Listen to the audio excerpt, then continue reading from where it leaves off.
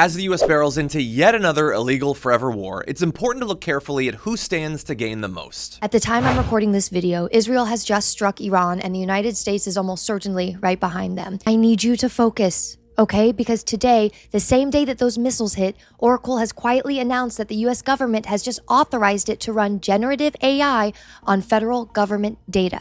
Your data and my data. The contract is titled FedRAMP High with a DISA impact level of 5. That means that Oracle can now run artificial intelligence, meaning pattern recognition, automated analysis, and decision-making tools on the Department of Defense mission data, on classified intelligence systems, and on your Medicare record. And that announcement went up on Oracle's blog the same day that every newsroom in America was pointed at Tehran. Now, I don't want to tell you what to think about all of that, but I will tell you this. The last time we went to war with the Middle East, Larry Ellison used all of the chaos to lock down the UK's entire government data infrastructure because the British are still fighting these surveillance apparatuses and digital IDs that came out of it to this day. And he's doing it again.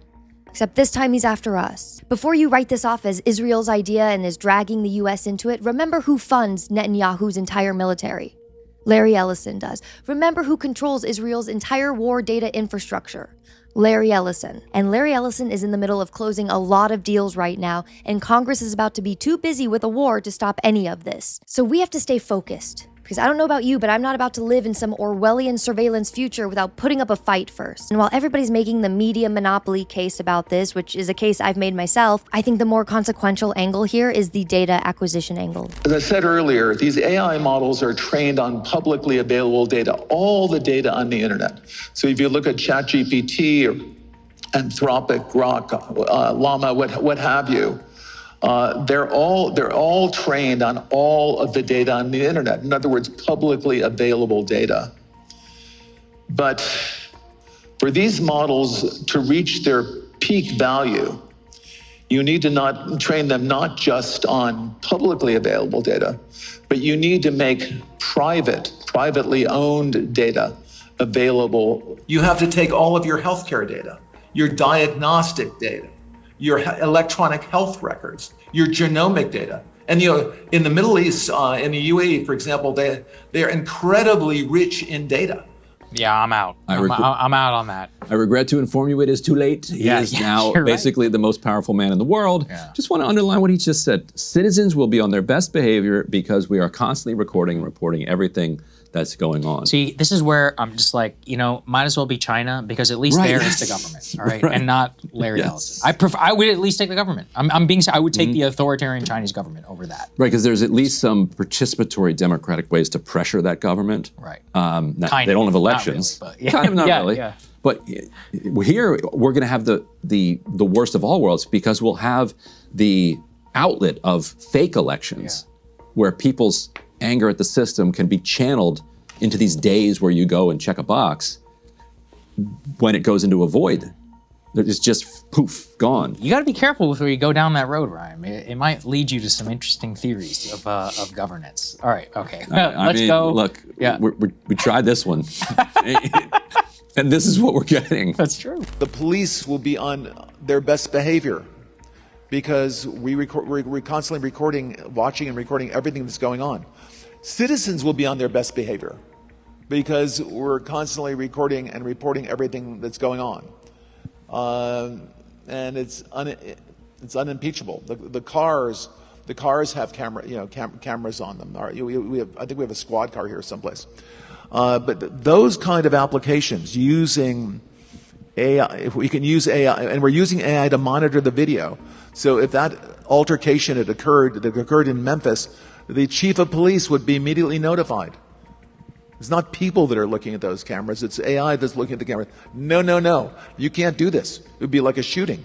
That's going to be an event that's immediately, an alarm is going to go off. It's going to be, and we're going to have supervision. In other words, every police officer is going to be supervised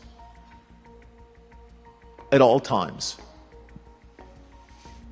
And the supervision will, and if there's a problem, AI will report the problem and report it to the appropriate person, whether it's the sheriff or the chief or whomever we need to take control of the situation. We have, same thing. We have drones.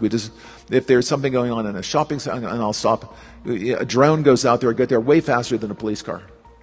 There's no reason for, by the way, high-speed chases. You shouldn't have high-speed chases between cars. You just have a drone follow the car. I mean, it's very, very simple. And the new generation of autonomous drones. Where do you come down on what NSA is doing? Well, the great thing is we live in a democracy. If we don't like what NSA is doing, we can just get rid of the government and put in a different government. I think actually we've been collecting this information for so long, and long before NSA was collecting it. Let me tell you who was collecting it. American Express, Bank of Visa, all of your credit card data. We have, and all of your financial records.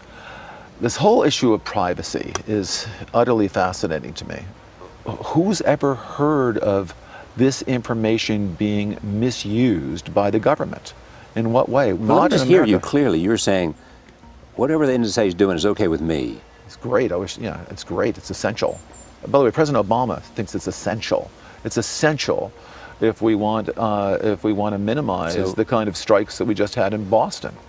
It's absolutely essential. But what point would it be alarming for you in terms of government surveillance?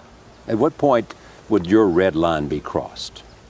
If the government used it to do political targeting, if the Democrats used it to go after Republicans, if the Republicans used it to go after Democrats. In other words, if it became we stopped looking for terrorists and we started looking for people with on the other side of the aisle. Larry Ellison's commitment and investment in AI-powered surveillance is even more terrifying when considered in relation to the Trump administration's National Security Memorandum 7, which designates just about anybody who disagrees with Trump's policies to be a domestic terrorist. And it's not a big leap to see how these systems will be used to target and discriminate against anybody the administration deems unworthy or unnecessary. DMs on American TikTok are now censored, seemingly in a way that supports Trump. You can't talk about Epstein or the Epstein files or Trump and the Epstein files. And you also can't talk about comparisons between ICE and the Gestapo and Nazis. I wonder what will happen in this video because I said it out loud. I haven't said something like that since the algorithm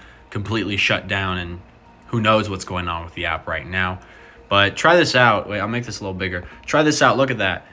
Epstein worked for Israel. Boom, can't say that. ICE or Nazis, you can't say that. From what I can tell, most of the censorship or the censored terms and topics in TikTok DMs are related to Trump. Post 9/11 America ushered in some of the most intrusive and unconstitutional surveillance America has ever seen, and the illegal Israeli and U.S. invasion of Iran is providing cover for an even more sinister erosion of our rights. Now, it's important to note that Ellison's son, David Ellison, is a CEO of the seemingly untouchable media acquisition monster Paramount, and currently controls TikTok, CBS News, and, with the Warner Brothers Discovery merger, CNN. So it's hardly surprising that mainstream media is failing to properly cover Trump's ties to Jeffrey Epstein, Epstein's ties to Israel, and Israel's long-term goals in Iran. It'll be interesting to see whether that dominance over mainstream news will be enough to sway public opinion in the midterms, but judging by Barry Weiss's CBS News ratings, it seems kind of unlikely.